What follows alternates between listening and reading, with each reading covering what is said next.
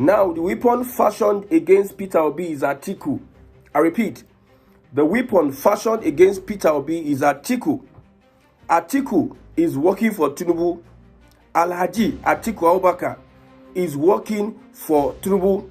It is very clear that Peter Obi would not be with a political party as presidential candidate by 2027. He will not be a presidential candidate of any political party. Look at INEC guideline. If ADC have their primaries and Peter Obi loses out, he will not have an opportunity to go to another party and become a presidential candidate. Look at what INEC said about submitting the names, digital names of your party members. If they submit Obi's name as an ADC member to INEC, it will be difficult for him to leave the ADC and go to another party. And it is clear that Atiku is going to clinch the ticket, the presidential ticket of the ADC. Now, how is Atiku working for Tinubu? Let's go back to 2023. After Buhari finished his 8 years, it was the turn of the South. Atiku played all manner of games to emerge as PDP candidate. You see, one reason why you see Wike is angry with Atiku, the PDP, and Tambuwal, and maybe one of the reasons why he's working against the PDP was what happened during the primaries that brought Atiku, that made Atiku emerge as the candidate of the ADC. It was the turn of the South. So we needed political parties, major political parties, to bring out a Southern candidate, even in PDP. Yes, but Atiku came out and sabotaged the effort of a Southern president or a Southerner becoming a presidential candidate of the PDP by 2023. Obi left the party and Wike was aggrieved. Wike even vowed to work against Atiku in the elections. Look at it clearly. Atiku is working for Tinubu. Atiku is working against Peter Obi. Now, if PDP had a consensus then and had presented, because whether you like it or not, it is a Southern candidate that will win that election. Now, because of the actions of Atiku, Tinubu won the election. You see, some people believe that Atiku is a strong candidate. The North will do this, the North will do that. If Atiku paved way for a Southern candidate, let me tell you one thing. If Obi did not leave the PDP, nobody will believe that Obi will pull that stunt with Labour Party, because people were clearly tired of the PDP, of the APC. They said Obi will have joined Atiku and they will have beat Tinubu. No, it is a Southern candidate. Look at the polls. Look at how Peter Obi joined the Labour Party 9 months. Look at the votes they got 9 months. If the same Peter Obi, some of these people in PDP, these politicians, they are not dynamic in their thinking. They will never believe that Peter Obi can win Tinubu in the PDP, or a Southern candidate can win Tinubu. But Peter Obi went to the Labour Party and did wonders. If not for the brutality of the elections and all this rigging up and down, Peter Obi was a threat to the establishment. Now, Atiku sabotaged PDP's chance of presenting a Southern candidate. You are blaming Wike. Is Wike not a Southern candidate? Is politics not about having to compete? But Atiku use all those their old tricks, the way they treat a Peter Obi into the ADC as we speak. Peter Obi, they don't cage him. He's confused and he does not know what to do. We have reports that he's trying to go back to the Labour Party. In no time, you'll be seeing moves by Peter Obi wanting to go back to the Labour Party because time no day. If he stays in the ADC till end of March and April and they have their primaries, you heard Atiku saying that there's no consensus. They are going to do primaries. ADC registration. More Northerners are registering for, more Northerners have registered for the ADC. So if there's going to be an election, a primary, we have more Northern candidates. And mind you, ADC has constituted. The supporters of Atiku would never, want to vote for a P2B. I don't see how ADC want to make P2B their presidential candidate. I don't see. I've looked at all the metrics. I don't see how Peter Obi will emerge as ADC's presidential candidate. So for presidency, it seems P2B is losing it. I told you that the plan is for P2B not to become a candidate of any political party. I have said it in the past. And I have cracked one thing. And Atiku is working for Tinubu. Atiku knows he's not going to be president. He's not going to be president. That one is far from it. Yes. You see, after Tinubu wins the election, Atiku's political time, he don't go. His own tenure for politics, he go retire. I don't know. You know, when P2B was campaigning, he campaigned against the elite. He was campaigning for the people. And the elite saw that if we allow this guy come into power, the way he's doing, he will want to favor the people much more than we, the elite. I know Atiku is the elite. I know Tinubu's government favored the elite. See, these politicians, don't underrate them, the way they can plan for you. Look at how they encapsulate P2B. They colonize P2B. P2B does not, see, P2B will not say that if there's a primary today, whether direct or indirect, if there's a primary today, that he will win. He cannot say it in ADC. He cannot beat his chest. The people that are obedient movement, all those people that they are paying money for PR, most of them are just analyzing rubbish.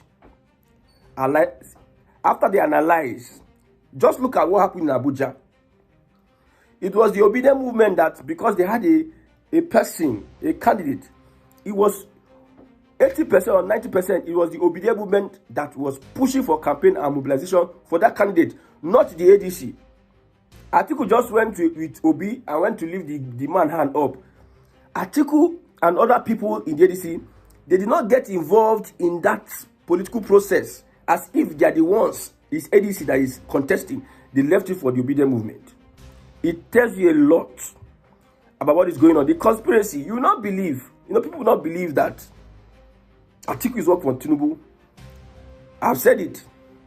It is a Southern presidency 2027.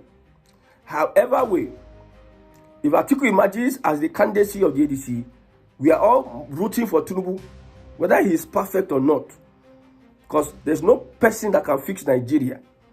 I don't tell you.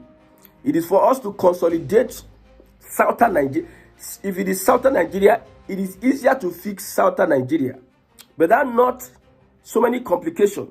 Imagine bandits breaking fast in communities that they have killed a lot of people. They said that we are going to break our fast. We are going to start our fasting. They attacked community. They killed, they abducted, and they said we are going to break their fasts in those communities. It's a picture. The audacity. It is easier to fix Southern Nigeria. Don't talk about Northern Nigeria is a no-go area. You don't see Northern Nigeria is complicated to fix. If I'm advocating for Southerners to join together, I know what I'm saying. If Northern Nigeria had a president and Southern Nigeria had a president, two different presidents, who do you think would develop fast? Who do you think will have infrastructures, have everything? But by force, they must lump all of us together. By force, they must join us together. They know that Northern Nigeria is the weak link. Governance moves smoothly in the south, but it's very hard for you to see governance in the north. Anything these governors do, I just talked about an airport being built for 62.8 billion naira, one of the most expensive airports in the world. Is that governance? That is from a northerner. Is that governance? You are building an airport in the midst of poverty, in the midst of millions of children out of school, infrastructural decay. You are building 62.68 billion naira international airport that only 5% of the population would be using. 5%. You are spending that money for 5% of the population. And you tell a lot of things. So politics is not emotion. Politics is strategy. So it will be clear let me make my predictions. I'm predicting what will happen. I don't know everything. No. I'm looking at the trends. I'm looking at the body language. I'm looking at the decisions, the actions, and the policies before I make my postulation. I don't know everything. I stand to be corrected. I can be wrong 80%, but I'm telling you that this is what I see. Peter Obi trying to leave for Labour Party. The APC is there in Labour Party to stop him. He has no other opportunity or other choice than to dwell for the vice. And even the vice is being contested. You know, say Amechi talk say, I'm not,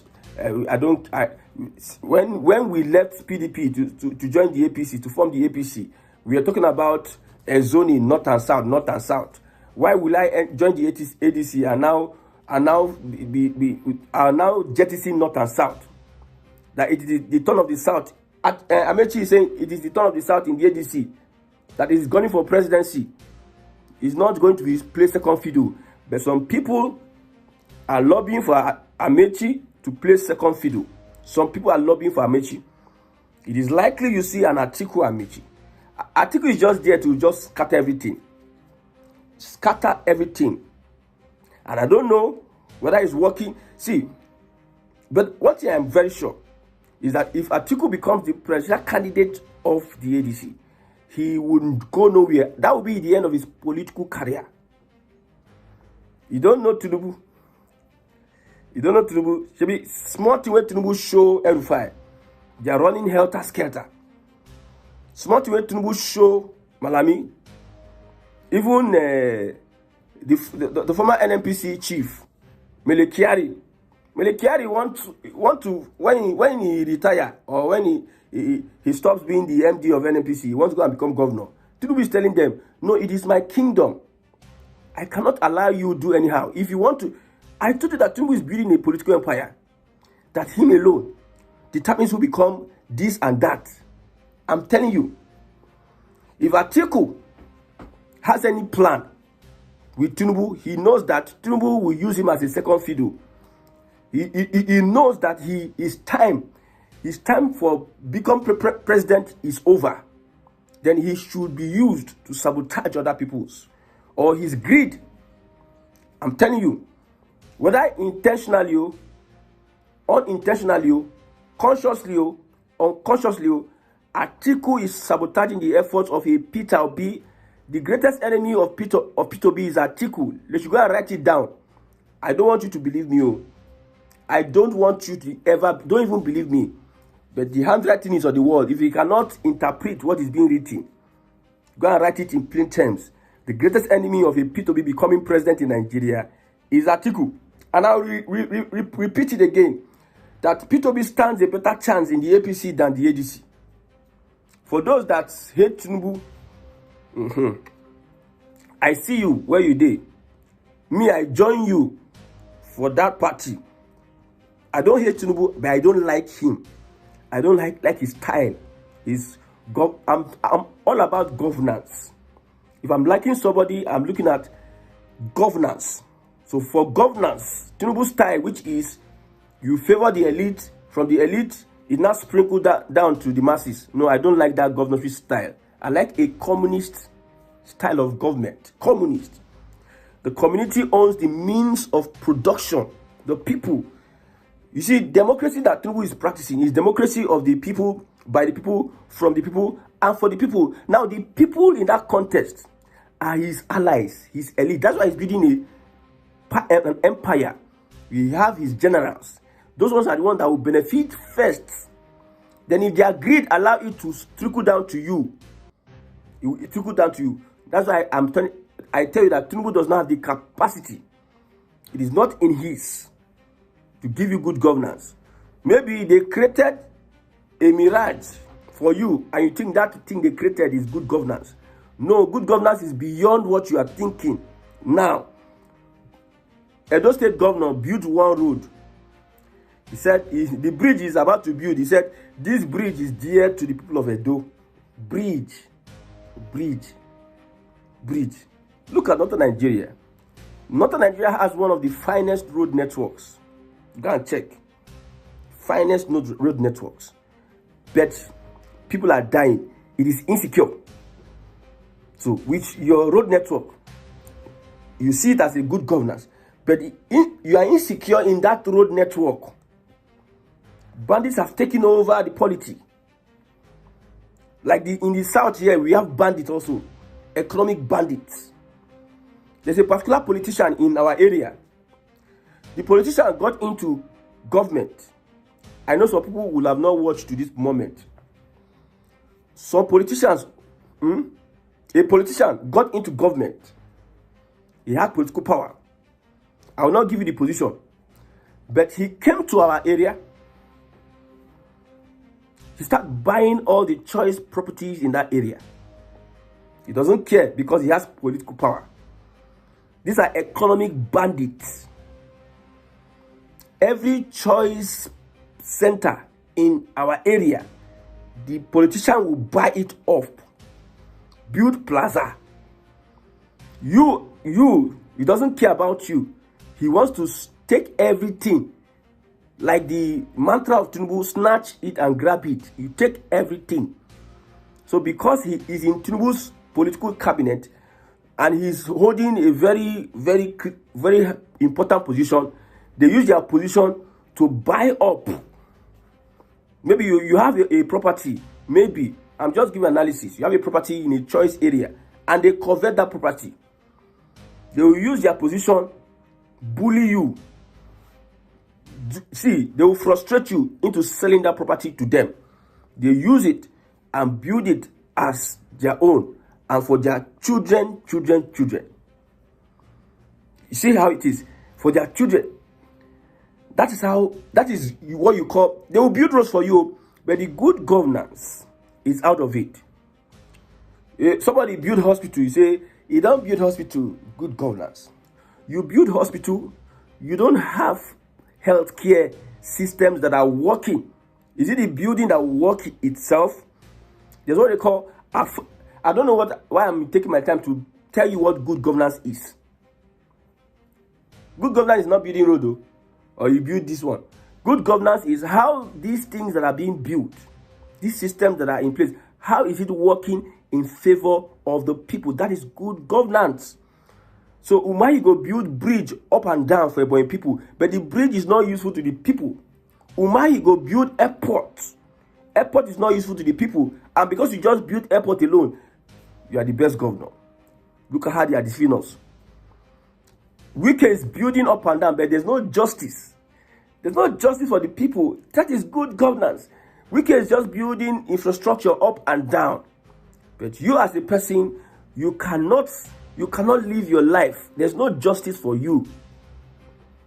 He's telling some people that I will start giving you your C of O now because you voted APC. Injustice.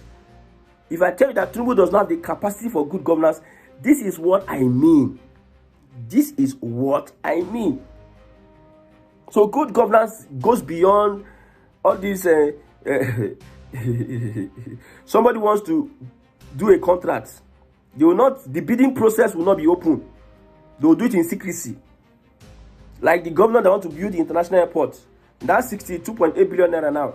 Only God knows what the money, actual money they go use build that, because government contracts, we know people that have done government contracts. So all these things, build roads, build hospitals, build schools, they are not good governance. There are systems in place that can catapult, that can lead to. These are systems that can lead to. Now, you buy a machine that is producing pure water. Somebody buy a machine. Hey, machine, pure water. Now, you need to start making that machine work. The machine will start working, people will be employed, and the machine will use to generate income that will better. It is not going to stop at the machine. You buy a machine, you cannot use the machine to generate income. Okay, we have refinery. We have refinery. Look, refinery. That refinery, we have refinery. The refinery, when they build the refinery, they'll come and cut tape. Yes, giant strike. The refinery now, are they using the refinery to better the lives of the people? All these amenities, all these gas pipeline, this pipeline from OPP1, Delta to Kano, are they using it to better the lives of the people? So if you tell me that infrastructure is good governance, you are not getting it. It is how to use the infrastructure to better the lives of the people. That is what we call good governance. So I've spent a lot of time on this good governance, saying good governance. So we know very clear that Tinubu is incapable, but playing that politics to make sure that Nigeria is restructured to position itself. Southern Nigeria should position itself, unite itself, is the key. So I'm not telling a P2B to join the APC. Because if I stand here and say P2B should join the APC, Nigerians are demoralized. Psychologically, we are down. Psychologically, we are not okay anymore. So you cannot handle this statement that P2B has future more in the constituted APC than in the ADC. ADC is a trap. Okay, ADC is a trap. They have already caught him already. Okay, let's assume Atiku wins the election. Atiku becomes president. Will Atiku not do 8 years? Okay, he said you are bringing Igbo close to the presidency. So how does that change the fact that governors are collecting allocation from Igbo land and they are not using the allocation to better the lives of the people in the southeastern region? How does that change the fact? A vice president, you know, Shetima as a vice president, how inconsequential he is. You know, Osibajo as a vice president, how inconsequential he is. You know, it's only Atiku that somehow he just stopped. According to report, he stopped Obasanjo from gunning for second term. So if P2B becomes vice president under Atiku, is he going to spend 4 years or what? Atiku is just a stumbling block to P2B, point blank. I don't know how you are going to see it. I don't know from whence to whence you are going to. That is just the reality. I pity for P2B. He is the greatest loser in all of this. He's not a politician. They don't play on politics. If he can, I advise P2B, you have an obedient movement. Sustain that movement. Use that movement to push for the goodwill of the people. If you can find a way to plan and build on that movement, get a political party you can register on. Because if you join these people, they go swallow you. They go swallow you. That's my advice to P2B. Because I know you can't join the APC. I'm just telling you that APC for P2B is better than him being in ADC. May God help Nigerians.